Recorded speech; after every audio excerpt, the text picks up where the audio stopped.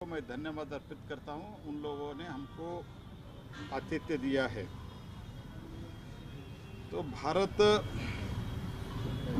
Renewable energy क्षेत्र में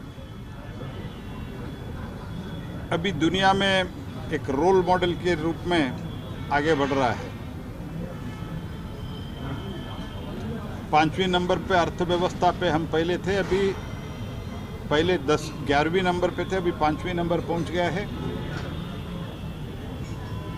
हम अभी रिन्यूएबल एनर्जी में 5वें नंबर से तीसरी लार्जेस्ट प्रोड्यूसर हो गए हैं। We are the third largest renewable energy producer of the world today. तो पीएम सूर्यघर, पीएम कुसुम, सभी राज्यों में इसको इम्प्लीमेंट करना, डिसेंट्रलाइज सोलार, एक सामान्य व्यक्ति ऊर्जा दाता बने, हमारे किसान जो अन्नदाता बोलते हैं उनको अन्नदाता भी ऊर्जा दाता बने, ये सोच के साथ decentralized renewable energy that is solar power. उसके साथ ही साथ overall renewable energy transmission system, storage system के बारे में चर्चा करके देश में 50% हमारा एनर्जी नीड को रिन्यूएबल एनर्जी से पूरा करने के लिए जो प्रधानमंत्री जी ने लक्ष्य दिया है, उस लक्ष्य को पूरा करने के लिए हम पहले रीजन वाइज मीटिंग कर रहे हैं। इस मीटिंग में 7 राज्यों का सभी अधिकारियों को बुलाया है, मंत्रियों को बुलाया है।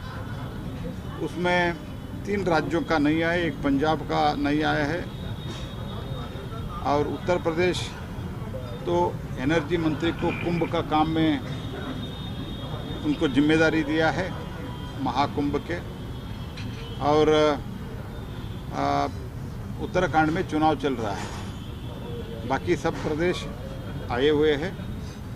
लोकल बॉडीज के चुनाव के कारण उत्तराखंड के एनर्जी मंत्री, वो मुख्यमंत्री भी वो नहीं आए हैं। बाकी सब राज्यों का मंत्री आए, लेकिन सभी राज्यों के सेक्रेटरी, प्रिंसिपल सेक्रेटरी आए हुए हैं। तो इसका लक्ष्य इतना है, 500 गीगावाट 2030 तक करना है।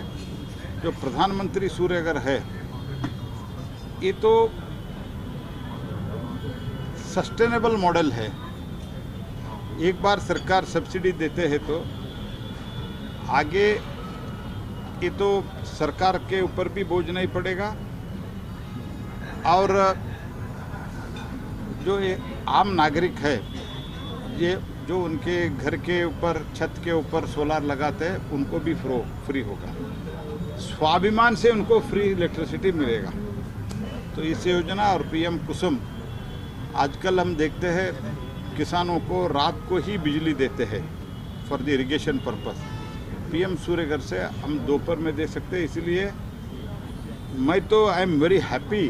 राजस्थान इसमें गत 1 वर्ष से एक्स्ट्रॉर्डनरी काम कर रहे हैं। बार बार राजस्थान के मुख्यमंत्री और राजस्थान के मंत्री मेरे पास आके कुसुम का अलोकेशन बढ़ाने के लिए रिक्वेस्ट करते हैं। ये तो first come first serve base पे है। जो पहले कर राज्य, नॉट इंडिविजुअल, जिस राज्य फास्ट करके इम्प्लीमेंट करके हमारे पास आते हैं, हम एडिशनल अलोकेशन करते हैं। अभी रिसेंटली हमने 5000 मेगावाट फिर से इनको अलॉट किया है। तो इसीलिए इस कॉन्फ्रेंस का महत्व यही है कि भारत एक मैन्युफैक्चरिंग हब बने विथ ग्रीन एनर्जी के साथ। With this purpose this conference is being held throughout the country. This is the 3rd in the row. Another 4 है अभी, वो भी करते हैं। बाद में हर प्रदेशवार भी हम करते हैं। मुझे विश्वास है भारत ऑलरेडी एनर्जी में हम आत्मनिर्भर बन गए हैं और आगे भी जो डिमांड बढ़ने वाले हैं 2032 तक हमारे देश में एनर्जी के डिमांड डबल होने जा रहा है। और ऐसे भी वर्ल्ड फोरम में भी, अभी वर्ल्ड इकोनॉमिक फोरम दावोस में जो चल रहा है, उसमें भी भारत का प्रशंसा हुआ है। India's progress on renewable energy is outstanding, उधर कहा गया है। तो उसमें Robert Boka, the head of centre of the energy and materials, उन्होंने ये कहा है India is progress on renewable energy is outstanding. ये also at that India is India always under promises and over delivers, ये भी हुआ है। और बाकी सभी जगह में, बाकी वर्ल्ड फोरम में हमको बहुत बड़ी मात्रा में हमको जो भारत काम कर रहे मोदी जी के नेतृत्व में, इसका प्रशंसा हो रहा है। जोशी जी, जम्मू कश्मीर से आने वाले मंत्री ने एक बात कही है कि अभी भी बॉर्डर पे कई ऐसे गांव हैं जो अंधेरे में डूबे हुए हैं, वहाँ लाइट नहीं है, बल्कि पाकिस्तान की तरफ से जो गांव है वहाँ लाइट हैं। आप एक तरफ का बॉर्डर विकास की बात कर रहे हैं, ये बयान अपने आप में कहीं आपको ये बताने के लिए काफ़ी है क्या हम वहाँ नहीं पहुँच पा रहे, वहाँ रोशनी हम नहीं दे पाए अभी तक, या क्या योजना आपकी है? देखिए, जहाँ भी वो बॉर्डर राज्य को हम माननीय नरेंद्र मोदी जी आने के बाद पहले उन गांवों को कहा जाता था लास्ट विलेज, हमने अभी फर्स्ट विलेज के नाम पे शुरू किया है। और जहाँ भी तो विलेज में अगर पावर का कुछ इशू है तो राज्य को हम बड़ी मात्रा में सपोर्ट दे रहे हैं। उसमें पीएम सूर्यघर, पीएम कुसुम, इसके अलावा भी पावर मंत्रालय से भी कर रहे। जिन गांवों का उन्होंने जिक्र किया है, मैं उसका एग्जामिन करता हूं, क्या इशू है चेक करता हूं, क्योंकि 2018 में ही जो नियरली 1800 विलेज को जो बिजली नहीं था, उस सब गांवों को बिजली से कनेक्ट किया गया है इन रिकॉर्ड टाइम। तो कौन सा आज ही उन्होंने बताया है, बट विल एग्जामिन इट। तो अगर हुआ है तो किस कारण हुआ है वो पता करके हम उसको ज़रूर एक्शन लेंगे, लेकिन मुझे इसके बारे में आज ही उन्होंने इन्फॉर्मेशन दिया है। नागर साहब ने भी कहा कि अगर और ज़्यादा सोलर प्रोडक्शन होगा तो ऑन डिमांड ही किसानों को बिजली कनेक्शन दे देंगे, लेकिन राजस्थान में कुछ जनप्रतिनिधि हैं वो कह रहे हैं कि औरण खत्म नहीं होना चाहिए और इसलिए सोलर प्लांट्स के इंस्टॉलेशन में भी देरी हो रही है। पिछले दिनों जयपुर में कॉन्फ्रेंस हुई थी, उसमें मुख्यमंत्री को और मंत्री जी को लेटर दिया है सोलर एनर्जी एसोसिएशन के कि भाई हर्डल सारी जनप्रतिनिधियों की तरफ से, तो इसको कैसे दूर करेंगे? नहीं, देखो, किसी से हर्डल इसमें नहीं आना चाहिए। कई जगह लैंड का इशू आता है, land is the basic raw material, बाकी जो मॉड्यूल वगैरह के अलावा लैंड अभी इसका बेसिक इशू बन रहा है। इसलिए अलग अलग तरीके हम ढूंढने का कोशिश किया, रिसर्च भी चल रहा है। उसमें एक अभी नया एक तरीका हमने सोचा है, एलिवेटेड सोलर, मीन्स 12-14 फुट ज़्यादा ऊपर एक पैनल लगा के उसमें उसके ऊपर, उस पैनल के ऊपर हम सोलर पैनल लगाने का, तो उससे नीचे खेती भी होता है। गेहूं और चावल के अलावा ये जो रिसर्च हुआ है, रिपोर्ट मेरे सामने पेश किया है, उसके आधार पर मैं बता रहा हूँ। उसके नीचे उसका थोड़ा बीच बीच में गैप भी रहता है, ईच पैनल के बीच में। तो ऑल पुट टुगेदर उसमें नीचे जो खेती होता है उसमें गेहूं और चावल के अलावा सभी तरह का उत्पादन हम कर सकते हैं। उधर एग्रीकल्चरल हो सकते हैं, हॉर्टिकल्चरल हो सकते हैं।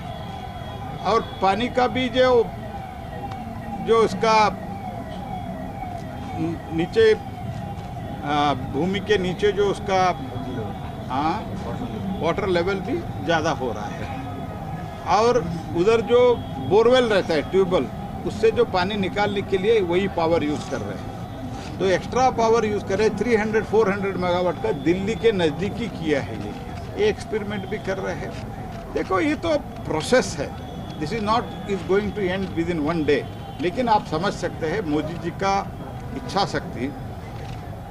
हमारे 2 गीगावाट का था सोलर जब मोदी जी पद संभाले थे।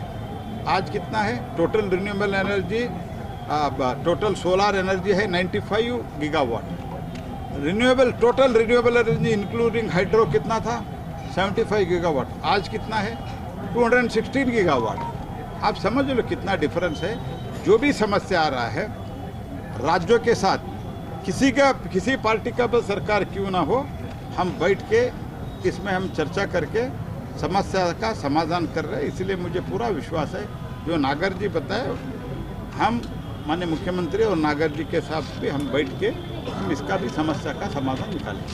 मंत्री जी, सोलर पावर प्लांट के अलावा राजस्थान में क्या कोई हाइड्रो पावर प्लांट लगाने पर भी विचार हो रहा है? नए प्रोजेक्ट्स वगैरह लेके जहाँ भी भारत सरकार के पास निवेदन आएगा हम पॉजिटिवली उसको कंसिडर करेंगे। Thank you sir, thank you sir.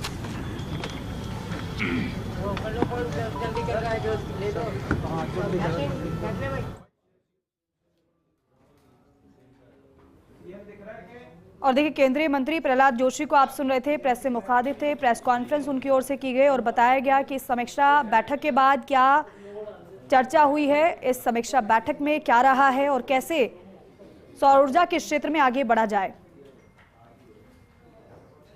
नवीकरणीय ऊर्जा पर क्षेत्रीय समीक्षा बैठक का यह आयोजन बेहद महत्वपूर्ण था होटल आईटीसी राजपुताना में।